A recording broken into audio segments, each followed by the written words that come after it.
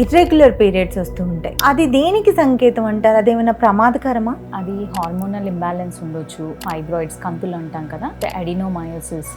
ఇవి నేను ఇంతవరకు చెప్పినవన్నీ కూడా ప్రమాదకరమైన సంకేతాలు. ఫ్యూచర్లో ఎండోమెట్రియల్ క్యాన్సర్స్ కానీ, ఓవేరియన్ క్యాన్సర్స్ కానీ అవి కూడా ప్రెజెంట్ అయ్యే ఛాన్సెస్ ఉంటాయి.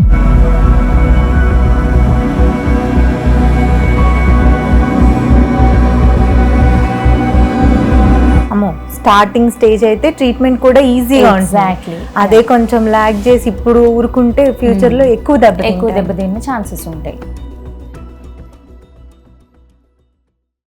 హలో అండి, నమస్తే, welcome to Telugu one health. నేను రూపానాథళ్ళ. ప్రస్తుతం మనం విమెన్ అండ్ చైల్డ్ మెడికల్ హాస్పిటల్లో ఉన్నాము. మనతో పాటు డాక్టర్ పృథ్వీ పేరం, గైనకాలజిస్ట్ ఉన్నారు. మాట్లాడదాం. నమస్తే మ్యామ్. నమస్తే మ్యామ్. మ్యామ్, ఇప్పుడు ఇర్రెగ్యులర్ పీరియడ్స్ వస్తూ ఉంటాయి, అది దేనికి సంకేతం అంటారు? అదేమైనా ప్రమాదకరమా? జనరల్గా ఇర్రెగ్యులర్ పీరియడ్స్ అని అంటే అది హార్మోనల్ ఇంబ్యాలెన్స్ ఉండొచ్చు, లేదు అంటే ఫైబ్రాయిడ్స్ కంతులు అంటాం కదా, అలా ఉండొచ్చు, లేకపోతే అడినోమయోసిస్, ఇట్లాంటి ఏదైనా హార్మోనల్ ఇంబ్యాలెన్స్ కానీ, లోపల ఏదైనా అండాశయంలో ఏమైనా స్థితులు అంటారు. సో ఇలాంటి ఏమైనా ఫామ్ అవుతున్నప్పుడు ఈ ఇర్రెగ్యులర్ సైకిల్స్ అనేవి వస్తుంటాయి. ఇవేమీ లేకుండా తరచూ రెగ్యులర్గా ఉండి ఎప్పుడైనా ఒకసారి ఇర్రెగ్యులర్ వస్తే అది స్ట్రెస్తో కూడా ఉండే ఛాన్సెస్ ఉంటుంది. సో అంతే, పెద్ద ప్రమాదం ఏమి ఉండదంటారా? ఇవి నేను ఇంతవరకు చెప్పినవన్నీ కూడా ప్రమాదకరమైన సంకేతాలు, కానీ వీటితోని ప్రాణాపాయంలోకి ఇమ్మీడియట్గా వెళ్ళిపోరు. కాకపోతే దాన్ని టైంకి ట్రీట్మెంట్ తీసుకోకుండా అలా వదిలేసి నెగ్లెక్ట్ చేస్తే తర్వాత అధిక బ్లడ్ లాస్, రక్తస్రావం ఎక్కువైపోయి దాని నుండి అనేమియా రావడము, అనేమియా నుండి గుండె జబ్బు రావడము, ఇలాంటివి చాలా వరకు వస్తూ ఉంటాయి. స్టార్టింగ్లో వాళ్ళకి తెలియదు ఏంటంటే ఇది నార్మల్ పీరియడే, నాకు ముందు నుండి ఇలానే అవుతుంది అని నెగ్లెక్ట్ చేస్తారనమాట. కాకపోతే ఇలా వదిలేస్తూ వెళ్తూ ఉన్న కొద్ది ఏమవుతుందంటే దాంట్లో వాళ్ళు తెలియకుండానే వర్క్ పర్ఫార్మెన్స్ కూడా ఇవాళ రేపు అందరు ఆడవాళ్ళు పనిచేస్తున్నారు. సో వాళ్ళు పనిచేసే ప్లేస్లో వాళ్ళు 110% వాళ్ళది ఇవ్వలేరు.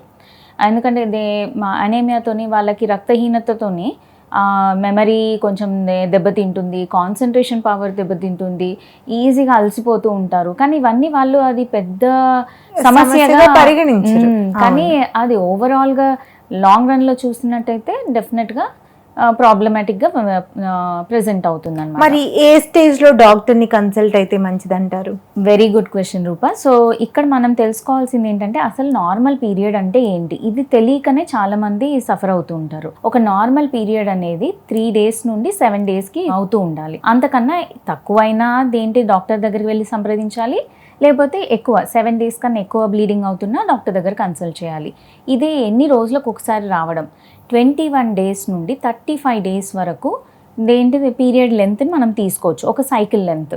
ఎవరికైనా 20 daysకే వస్తుంది, 18-19 daysకే వస్తుంది అంటే అది డెఫినెట్గా అదేంటిది కన్సిడర్ చేసుకోవాలి, ఇదేదో ఇర్రెగ్యులర్గా ఉంది అన్నది.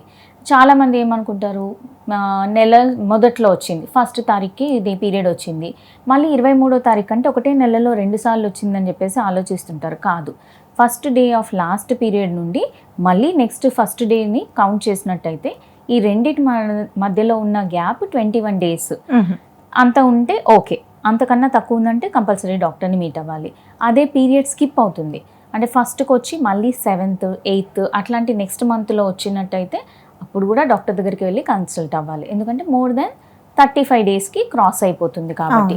కొంతమంది మాకు 45 daysకే వస్తుంది, నాకు ఎప్పుడు ఇలానే ఉంటుంది, నాకు పీరియడ్స్ మొదలైనప్పటి నుండి ఇలానే ఉంది, ఇది నార్మల్ అనుకుంటారు. కానీ ఇది డెఫినెట్లీ కాదు. వాళ్ళు కంపల్సరీ వెళ్ళి చూయించుకోవాలి. ఎక్కువ రోజులు పీరియడ్ రాకుండా 2 నెలలకి 3 నెలలకు వస్తుంటే కూడా ఏముంది, ఎక్కువ ఏం బ్లడ్ లాస్ అవ్వట్లేదు కదా అని అనుకుంటారు.